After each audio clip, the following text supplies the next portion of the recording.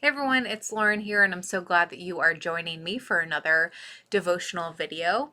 And I want to tell you a story that happened a few weeks ago. I was called to jury duty and was not selected to sit on the jury, but I was in the room long enough to hear all of the different challenges that people had and to commit to serving a jury. And one of the reoccurring themes was people not having a strong enough or a large enough community in order to help with some of their other responsibilities that they would be taken away from by serving on a jury. The most frequently named one was issues of childcare. Now, you have to take a grain with the salt. You have to take all this with a grain of salt because, of course, people find it inconvenient at certain times of the year and all that sort of thing to serve on juries. But nevertheless, it got me thinking about something that was especially in headlines a few months ago, but the loneliness epidemic coming out of COVID, but even before that, just this growing reality that we as a people are less and less connected to each other. And one of the antidotes of that was mentioned in some articles, but not all of that, is the potential for the church to really be a place where people can experience authentic community. Now, the church has a varied history of being able to do that. Some churches people find more welcoming than others for all sorts of different reasons.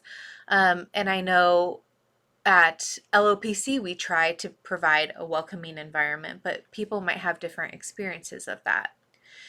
My hope, and all pastors that I've ever met hope, is that people throughout all of the spectrum of life, whether you're a parent with new kids, a young adult, or if you are a senior, that you would find a genuine place to experience community at a church or a different faith community. But what really relies, how we as pastors and the church really relies on that being possible, is through the membership, through people who show up. If they start investing in each other, get to know one another, and ultimately belong to one another in a way that actually means something.